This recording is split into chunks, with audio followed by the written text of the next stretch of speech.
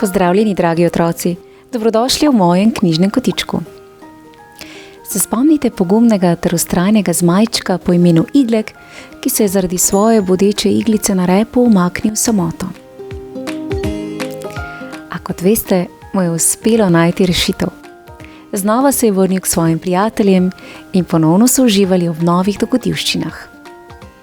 V tokratni zgodbi pa bomo spremljali Igleka ter njegove prijatelje pri njihovih prvih korakih v šoli. Sedaj pa predlagam, da se udobno namestimo in prisluhnemo drugemu delu iz zbirke slikanic Iglek, ki je nastal izpod peresa čudovite slovenske pisateljice Lucije Matić z naslovom Iglek v šoli.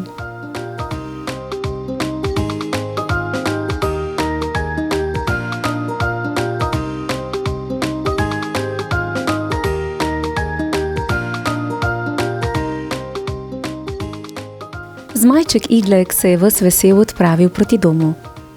Vso pot je hitel in komaj čakal, da pride domov. A ne samo zato, da bi pokazal novost, ščit za ostro iglico na repu. Zaradi ščita se bo spet lahko igral s prijatelji in nič več ne bo žalosten. Mudilo se mu je tudi zato, da očka in mamice ne bi skrbelo zanj, ker je bil celo noč z doma, pa še med nevihto. Zmajčki namreč niso imeli interneta in telefonov. Nikakor niso mogli sporočiti staršem, kje so in kaj počnejo.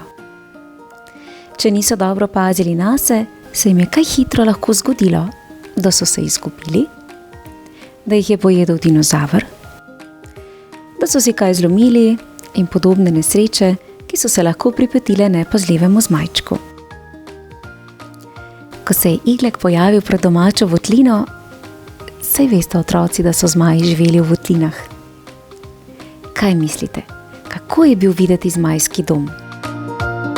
No, res je bilo to, da so zmaji radi živeli visoko v gorah. Tam, kjer je bilo drevje tik pod skalovjem. Radi so imeli gore, ker so lahko prosto letali med njimi, lovili hrano, se skrivali in živeli v miru pred drugimi živalmi. Njihove votline so bile prostorne, suhe in tople. Nudile so jim zavetje pred nevihtami, močnim soncem in dinozavri. Ko se je Iglek končno pojavil pred domačo votlino, so se ga vsi zelo razveselili. Opazili so, da ima na repu nekaj novega. Ampak najprej so ga presrečni objeli, saj so videli, da mu ni nič hudega. Pojasnil je staršema, da je bil celo noč na varnem pri botri želvi in da mu je ona pomagala najti rešitev za njegovo težavo. Povedal jim je, da bo od tedaj naprej spet vse tako, kot je bilo prej. Lahko se bo igral in se brez strahu veselil s prijatelji. S tem ščitom ne bo nikogar več poškodoval. Veselje je preplavilo tudi mamo zmajevko in očka zmaja. Komaj je Iglek pojedel kosilo, že so se v votlino zganili vsi njegovi prijatelji in ga vse povprek spraševali, kje je bil, kaj se mu je zgodilo, ali se gre lahko igrati z njimi in podobne reči. Tudi oni so ga bili zelo veseli. Očka zmaj je predlagal, da bi ljubje zvezali še s travnimi bilkami, da bi močneje držalo, nato pa naj gredo vsi skupaj že enkrat ven, saj so prehrupni in predivji. Ko so zunaj utrdili ljubje z močnimi travami, so se prijatelji odpravili na bližnji travnik, da bi se igrali. Veselo so poskakovali, se lovili in se smejali. Bilo jim je lepo, kot že dolgo ne. Iglek je bil spet prav tak, kot je bil včasih. Najbolj nasmejan, najbolj vesel in vedno pripravljen na igro. Nič več se ni bilo nikomur treba bati bolečin, saj je bila Iglekova bodica varno spravljena pod ščitom iz lubja in trav. Sredi najlepše igre jih je nepričakovano zmotil velik zmaj in jim naročil, naj se vsi skupaj zberejo in pripravijo, kajti prav tedaj se je začela šola. Da, otroci, prav ste slišali. Tudi zmaji so hodili v šolo in to ne šele pri 6 letih kot človeški otroci. Kaj mislite, otroci? Kaj so se zmajčki učili v zmajski šoli?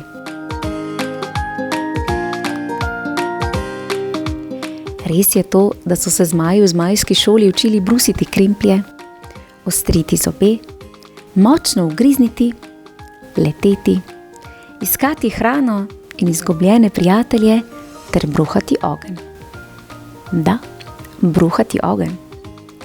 Vsak zmaj se je moral vseh teh reči naučiti, saj jih ni znal že takoj ob rojstvu. Naučiti se je moral tudi rjoveti, pomagati poškodovanemu zmaju in ga pospremiti domov, pospraviti za sabo in peti zmajske pesmi. Kdo pa je zmajčke učil vse te reči? Zmajski učitelj, seveda. Učitelj zmajev je bil zelo zabaven in tudi zelo vztrajen. Če se kateremu zmajčku ni dalo učiti in se namesto tega raje igral, mu je to dovolil. Toda zmajček ni smel prej domov, dokler se ni naučil vsega, kar je učitelj za tisti dan načrtoval. Tako so se vsi zmajčki raje najprej naučili, kar si je učitelj zamislil, šele potem so se igrali naprej.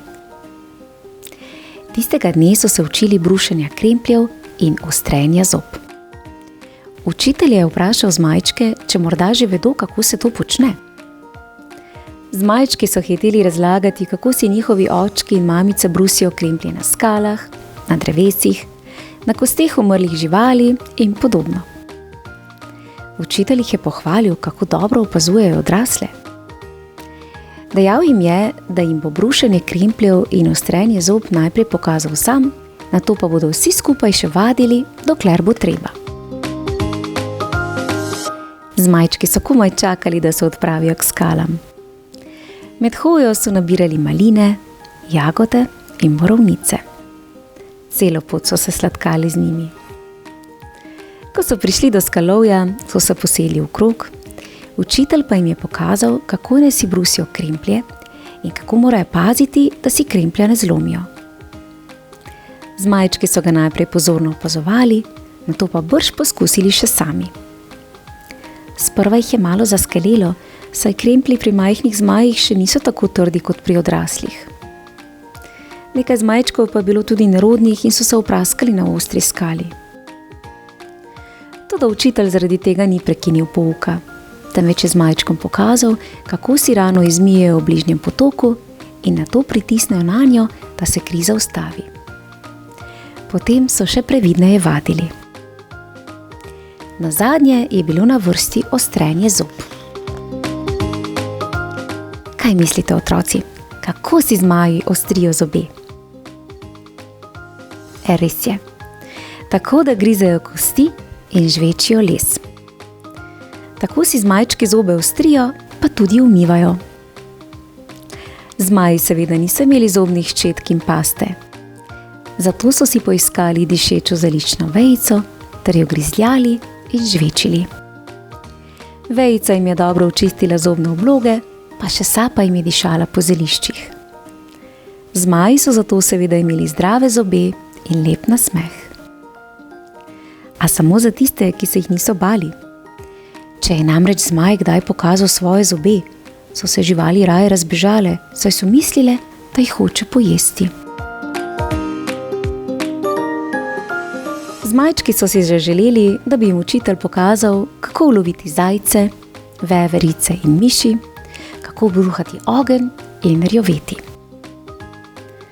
Toda učitelj je rekel, da to pride na vrsto drugič. Naročil jim je, naj še naprej vadijo brušenje, nato pa se lahko igrajo in raziskujejo gozd.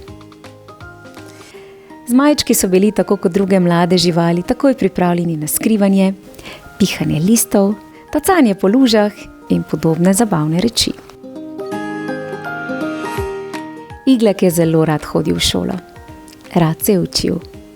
Bil je dober in hiter pri učenju, zato je lahko pomagal tudi drugim zmajčkom. Kaj mislite, otroci, da se je Iglek najraje učil? No, res je to, da se je Iglek najraje učil iskati. Najraje je iskal zelišča, kamne in živali. Rad je prinašal svoja odkritja prijateljem in učitelju ter poslušal, zakaj je kakšna stvar pomembna, kaj lahko z njo počnejo in kako jo lahko koristno uporabijo. Tako so zmajčki počasi spoznali zdravilna zelišča za bolečine v trebuhu, ustavljanje krvavitev in preprečevanje vnetij. Naučili so se poiskati bivališča živali ter rastišča hranilnih in zdravilnih rastlin. Naučili so se, kako skrbeti za najdišča hrane, da jih ne bi opustošili. Veste, otroci, zmaji so bili odvisni od narave. Če bi kakšno rastlino preveč objedli, je naslednje leto ne bi bilo več. In potem bi vsi trpeli pomanjkanje.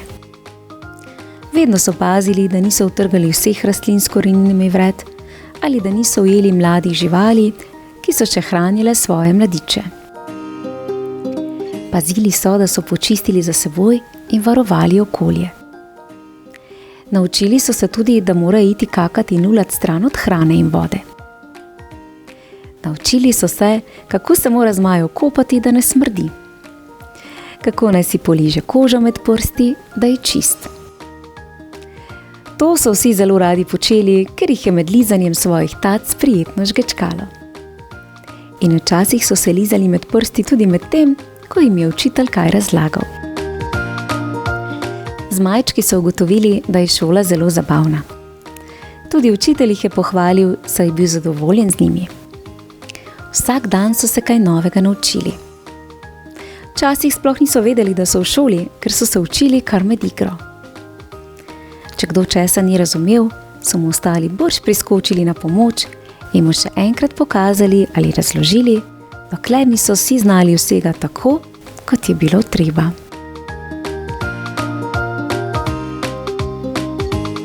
Bravo. Zelo zanimiva ter predvsem poučna zgodba.